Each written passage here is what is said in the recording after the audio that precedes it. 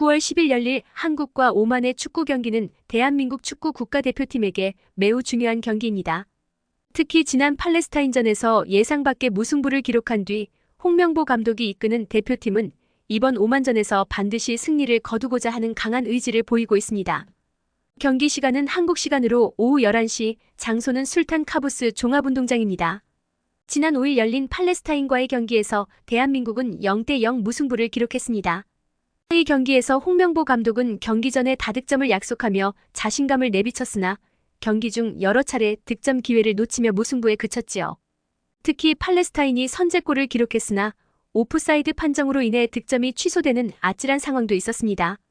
이로 인해 대표팀은 큰 위기를 넘겼지만 팔레스타인이라는 상대적 약체팀을 상대로 승리를 거두지 못한 점에서 실망감을 안겨주었습니다. 팔레스타인전에서의 무승부는 대한민국 축구팬들과 언론으로부터 비판을 받았습니다. 팔레스타인은 아시아 축구에서 상대적으로 낮은 평가를 받는 팀이었기 때문에 경기 전부터 많은 이들이 대한민국의 손쉬운 승리를 예상했습니다.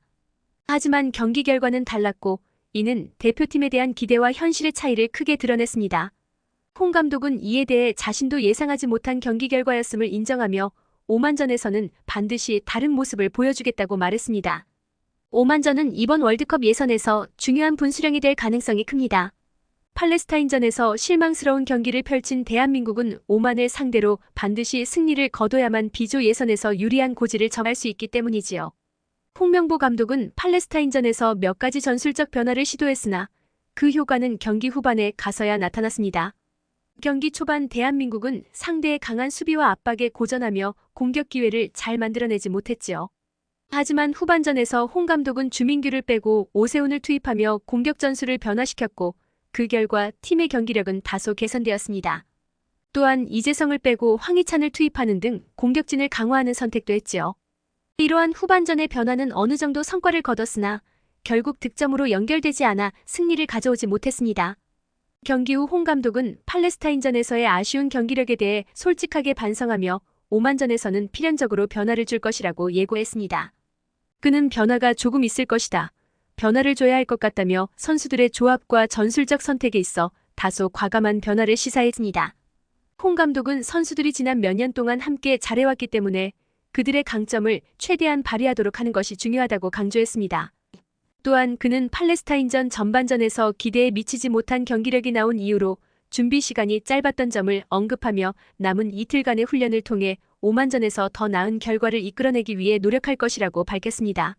오만전에서는 상대가 수비적으로 내려설 가능성이 큽니다. 팔레스타인전에서도 상대팀은 수비적으로 임하면서 대한민국의 공격을 효과적으로 막아냈습니다. 이에 대해 홍 감독은 상대가 내려선다면 우리가 방법을 찾아야 한다고 강조하며 다양한 공격 전술을 준비하고 있음을 시사했습니다. 특히 후반에 보였던 긍정적인 경기 흐름을 유지하면서도 추가적인 개선점을 찾기 위해 노력할 계획입니다. 오만은 피파 랭킹 76위로 23위인 우리보다 낮지만 아시아 축구에서 강호로 평가받는 팀 중 하나입니다.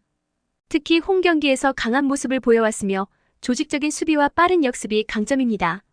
이에 따라 대한민국은 오만의 수비를 뚫어내는 것이 이번 경기에서의 주요 과제가 될 것입니다. 홍명보 감독은 오만의 수비적 전술에 맞서기 위해 공격 옵션을 다양화하고 빠른 패스 플레이를 통해 상대 수비를 흔들 계획입니다.